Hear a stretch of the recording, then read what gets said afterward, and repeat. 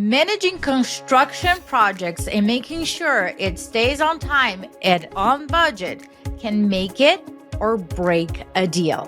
In today's episode, I'm going to break down 3 factors that can not only make you very successful on a project, but also put you on a position where you are able to scale with confidence. Welcome to the InvestHER Podcast. I'm Liz Fairclough. And I am your co-host, Andressa Gadelli.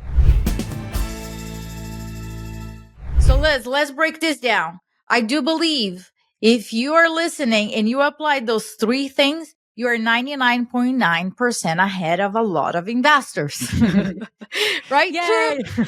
True experience here. And everything that is coming out of my mouth is based on my experience. So if it fits you, keep it. If it doesn't, throw it out. So we are talking about managing, more specifically, project managers that are managing your contractor. And if you do not have a project manager, you are the project manager because you are the one in contact with your contractor.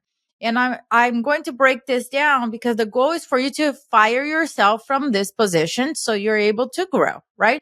So if it is you or a PM, here's the number one thing. I can go ahead here and give you very specific strategies, which I will, that you will be implementing. But if we have the right people, the right person on the wrong seat, it doesn't really matter anything that I'm going to say, anything that we're going to be giving it to you, any template, anything, I guarantee you.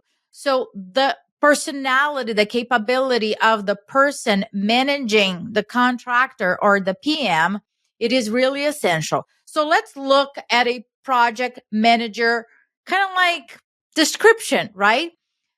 Liz, you have worked in the past for a consultant company that evaluated and supported companies into building right teams. So when we look at a project manager, right, needs to have tough conversations with contractors, needs to have organization to keep the budget on track and orders, and you name it, right? Mm-hmm. And you also needs to be task oriented. Otherwise, it's going to be chit-chatting about other things that don't really matter. I'm just assuming that that's what happened with people oriented, right? But Not nice. Not nice. But let's break it down. Yeah. What is the when you look at somebody, who is the ideal project manager?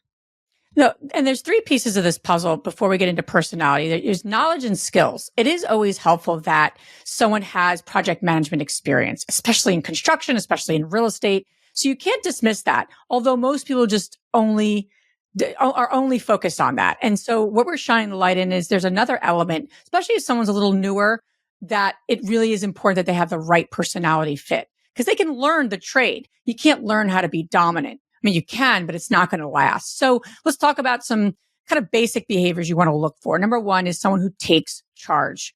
We call it dominance in the assessment tool that I know of, but somebody who takes charge of a situation.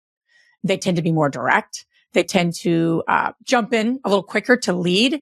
That behavior helps as a project manager because they are literally managing a project and they are the leader, right? You can't be led by your contractor or led by the plumber. You're leading them. So that level of kind of dominance is important. Number 2 is someone who's task oriented. You just said it, Andressa. So many people, when they interview people and meet people, they get enamored by more people-oriented individuals. They smile, they're more engaging. That's important for a lot of positions. It's a lot of importance for a lot of different roles. But in terms of like project management, especially managing a construction job and in a flip, as well as a rental you're renovating, it matters that they can drive hard. So what you want to look for is efficiency. You want to look for less words. You want to look for somebody who kind of gets to the point. They just kind of get to the point, a little more matter of fact. That matters. They may not be as likable, but they want to be able to kind of get to the point. That actually wouldn't care. You wouldn't care. But an extrovert would care. Like if I'm interviewing someone and I don't have that knowledge base, I go, oh, they're a little cold. I want someone a little more friendly. But do you? You don't need necessarily someone friendly. unless they're selling for you or serving other people. And then the other thing I'd say, two other things, is someone who has a sense of urgency, right? So someone who is able to move a little faster. It's not intelligence, but they move a little faster. They're a little one step ahead, right? Someone who's a little more proactive versus reactive. There are ways to assess that with people. Definitely, like, tell me a time that, you had to lead a project and make sure you're not only keeping with the project timeline, but ahead of it. And then the last thing is formality. And what we described there is somebody who is attentive to detail, right? Not someone who's shooting from the hip, not somebody who's overly blunt or outspoken, someone who's taking notes, is a little more careful, conscientious. They're taskmasters. That's ultimately a great project manager, especially in our field of investing. And if you are somebody that is like, oh, shoot, I'm not those things. I shouldn't be managing it, or I have the wrong person on it. And how do I identify that? Probably you do not have a organized matter. Things are everywhere. Your projects, you actually don't know if you're on time because there's no track record of that. So you do not remember when did it start and what are the phases, and if you are ahead of the game or not, because that was never started. So if you're hearing me and you do not know this information, you fire yourself and get somebody there, because nothing personal, please. You're on the wrong seat. That's all. Wrong seat. Because you want to make sure that this part, you can make it or break it. Another 3 weeks in a project, another 4 weeks, depending on how big the project is. That's your profit. That's your profit going down the drain there. So I want to make sure that you know what is the cost of you going another week. How much does it cost per week if it continue going that way? And make sure that you put that in place, right? So number one, getting the right person on the right seat. Now let's get to the nitty gritty of things, right? All the people are like, tell me exactly what it is. So here's what it is. It starts with a contract. And yes, I am saying this, it should be a no-brainer, right? But I've come across so many people that do not have a contract in place. And that is unacceptable. It can't happen. Now we're going to go one step further, because here at InvestHER, you always go one step further. You elevate. So people are very surprised when they come across like, this person is not quite our normal investor. You bet. So here we go. You're going to have your contract agreement, and attached to it, you're going to have your scope of work, which is a detailed explanation about what is that needs to be done there. If you have your finishes list, even better. That doesn't mean that if things are out of stock, that things cannot change. Absolutely. But that is a guide of what it is that you envision, right? Because you're going to bet the doorknob that you have in your head, it might not be the doorknob that they have in their head. And if you don't care about it, great, continue. If you do care about it, have it selected. All right, so finishes list. The other thing, have to have their W-9 up front before you sign any check, make any ACH transfer or wire transfer. Keep that in mind. The last and most important thing that you must have, and this is not a recommendation, ladies. This is a requirement. We are saying that you need to have this in place. It's your payment plan. You're going to break down the scope of work into phases. Usually it's a deposit and about 4 or 5 phases in there. That doesn't mean that things cannot change. Absolutely. But we are agreeing that on the deposit, the money that is going to be given to deposit is going to be linked, associated with a very specific task from the scope of work. Same thing on phase 1, phase 2, phase 3, phase 4, and final, right? Final, always after inspection and everything is good to go. So keep that in mind. So when you receive an invoice from the contractor, the invoice is related to the payment plan. The language is the same. So we're not talking apples and bananas, right? We're talking the same language, the same thing. All of this Liz is very excited about, right, Liz? I am. You know why I get excited about when you're sharing this? Because Why? I don't, you're like, please tell me why. Enlighten me. But I think for those who are listening that are not naturally, one, have the knowledge, right? I have some of this knowledge now, but also the behavioral style of someone who's going to just jump in, make it happen. They really appreciate the process. So once they learn the process, so they kind of respect it in a sense, because they know that's when it's going to yield the results that they want versus what they have been doing. So it's almost like this, good, give it to me and I will follow this because I know that this is how it's supposed to work versus kind of doing it my own way or trusting people, but jumping in too quickly. And I guarantee you, if you do all this work up front, number one, you're going to find out pretty quickly how sophisticated your contractor is. Contractors that are running a successful business, they thrive with those. Contractors that are wishy-washy. How do I know a contractor is a wishy-washy? He or she or they give me rounded numbers versus exact numbers that they're talking about, right? It's like, yeah, 30 sheets of drywall. Based on what?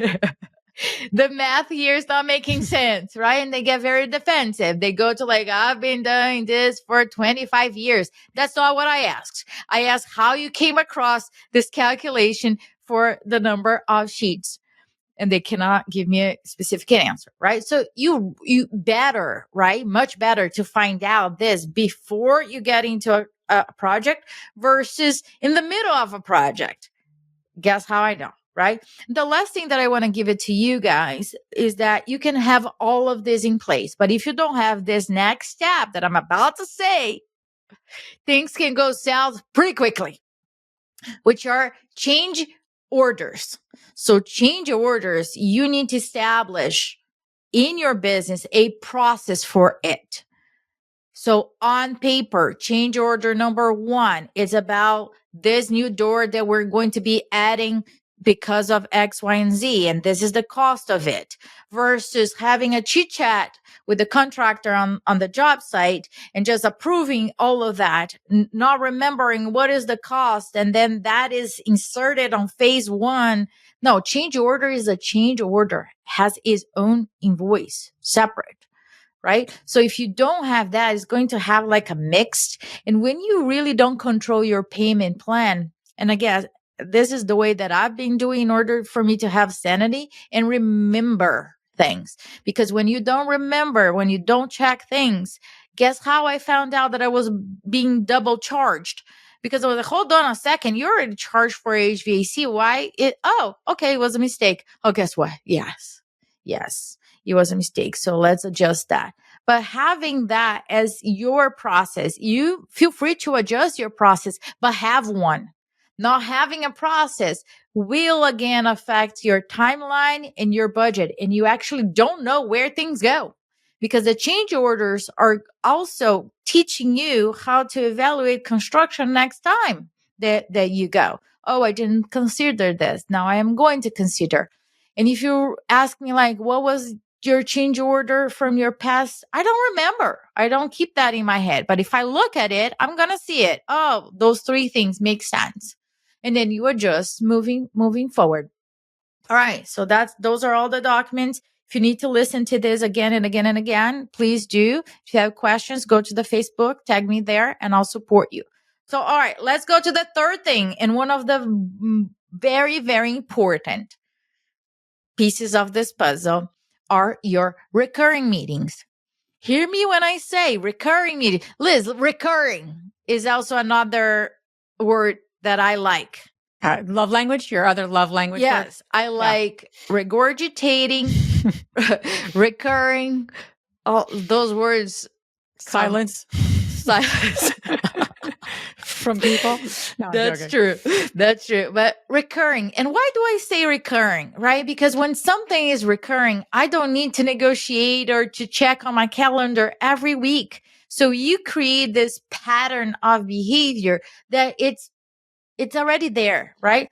So I recommend you to meet your GC Monday morning. You choose the time, but early, now no longer than 10, because then we're already approaching afternoon, right? Monday morning, same day, same time. He knows, she knows, they know, you know, let's all go there, right? And during that meeting, guess who is leading? The GC is leading that meeting. And the structure of the meeting is give me a pulse on what happened last week, what's going to happen the next 2 weeks. Let's emphasize what I'm saying here. What's going to happen the next 2 weeks, including the one that we are in? We always want to be 2 weeks ahead, and that might be overwhelmed, but trust me, your brain is going to start learning how to plan ahead 2 weeks. Because if there are things that you need to order, you got to think about this now. Windows don't just show up like that, right? So you need to be thinking always 2 weeks ahead and making sure that he's thinking the same, right? So what happened last week, what's happening next 2 weeks, and any bottlenecks, meaning, hey, Andressa, I know you really wanted to have this, I don't know, tub here, but there is a ductwork going through and not going to fit. So we need to find a different way to do this, right? Any bottlenecks, and then you walk through. And then what is the payment plan, right? What's on the deck here for this week? Or nope, nothing there. The next week, this is what we're looking for. I had a conversation this week with somebody, and I asked, walk me through your payment process, meaning they send the invoice, and what do you do next? And then she said, I cut the check. And I was like, wait, there is one very crucial step in between invoice and cutting a check or sending a wire, whatever that is, right before payment. It is called walkthrough.